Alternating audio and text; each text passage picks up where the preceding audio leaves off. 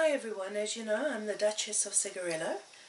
To get a little bit of housekeeping out the way, I'd like to tell you what I'm smoking. It is the Tabac Especial, and I've paired it today with the Boone County Bourbon Liqueur. It's got cream in it and it really pairs beautifully with the Tabac Especial. Now I've got a couple of things I'd like to discuss. I'll get off my ample chest, so I hope you'll hang around and come back for more.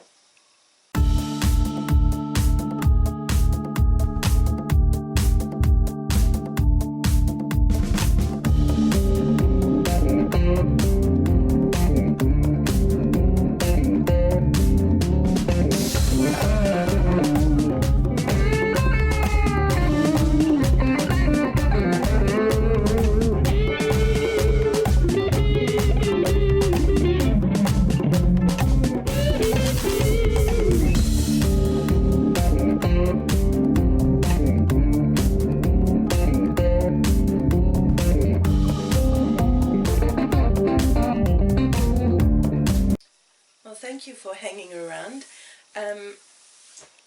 Something that I've observed that is truly bothering me about what I've observed is this phrase that is bandied about more and more, and it is toxic masculinity. Now, a lot of you know my background, some of you don't. I have worked in largely male-dominated environments in my past, being a police officer and then in charge of a road resurfacing crew, as well as many other positions that I've held where I've been in daily contact in a stereotypical male environment. And I've learned a lot from my past. And arriving here on these shores in a first world country and then observing what the modern day female is actually doing to the male is infuriating me. It bothers me that these women are so keen on emasculating men that they are deriding everything men are about. They seem to have painted all men with the same brush. And that is a travesty. My take on it is that these women have serious, serious issues. I'm not sure what their backgrounds are, or why they feel they have to all climb on the same bandwagon and ride off into the sunset with huge kahunas. Doesn't cut it with me. I am very happy to call myself a strong woman, an independent woman, and at the same time I can also say that I don't want to be a man. I don't want to have to rip the balls off a man and say, I'm stronger than you. I also believe that strong men are a vital part of this country.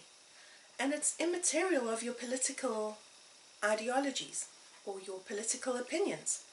It's all got to do with how these women see themselves. They fall short of their own expectations, their own measurements. And I don't know what they're measuring themselves up against. I truly believe that there's a brashness about these women. They have lost what it is to be truly unique, feminine, strong at the same time, independent, but able to fit into a world where there is the male gender. While you relate, I have a question for you. in that you don't feel that this is the way that feminism was actually born off of.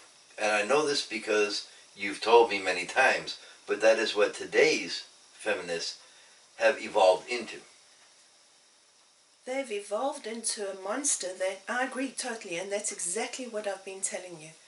That these women have evolved into, I don't need, excuse my vulgarity, I don't need a penis because I have one myself. I have my own vagina and I have my own penis. How does that work in life? It's inconceivable. And it makes me mad because I believe strong men are so important in the fabric of society, number one. Not only can they be exceptional role models to both men and women and to their children, but we need strong men who stand up for something and don't fall for everything. And this whole idea about being genderless frightens me because you lose identity. The minute you don't identify with something, there's a problem. What are your values built on? What is your faith built on? What is your self-esteem built on when you have nothing to identify with? You've even said to me a time or two, what is your backbone built on? And if you have no backbone, you become a jellyfish. And this is what's been rolled out to us by so-called educated women and Hollywood. Now, I pay to go and see a movie to be entertained. I don't pay to go and have your political BS thrust down my throat. Women who stand up there and emasculate men do not represent me and the large majority of other women who feel exactly the same as I do. I'm strong enough to understand who I am, where I come from, what my values and my morals are, and what I'm looking for in life. If I wanted to be a strong woman and do away with men in my life, I would have gone to bed with another vagina. I would not have chosen Matt as my partner in life. Thank you, babe. So, I don't know where this is going to lead the country, and I sure hope those men who identify as strong men will stand up and say, enough of this BS. And I don't really care if you are gay, straight, bisexual, but identify as something. If you are a gay male, be a strong gay male. Stand up for what you believe in. But don't become this genderless wimp that has no understanding, values, because that is going to lead this country, this great, big, glorious country, straight into the sea. And let me tell you something. Outsiders look at this country for salvation. They look at it as a land of milk and honey. They look at it as a land filled with opportunity that is tolerant. The tolerance is gone. Those women are ensuring it. So if I have to advocate for men, I will. I will go out there and rah-rah for strong men, because there is no other place in society for a woman-based, woman-led country. We need our men.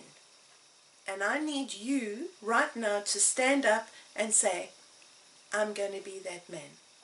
I'm going to be that man. Thank you. So now that I've got it off my ample chest, if you disagree with me, that is all good and well. Just please don't troll me. keep your dirty opinions to yourself. Because I will defend my wife. And I don't mind healthy debate, but it must be substantiated in fact. And respectful. And be respectful. Because life is built on differing opinions, differing value systems, and that's what this country is all about, is respecting each other's different values, opinions, and of course observing their rights, but not to a point that will dehumanize and demasculate or emasculate people. That having been said, thank you for listening, and I'm looking forward to your comments.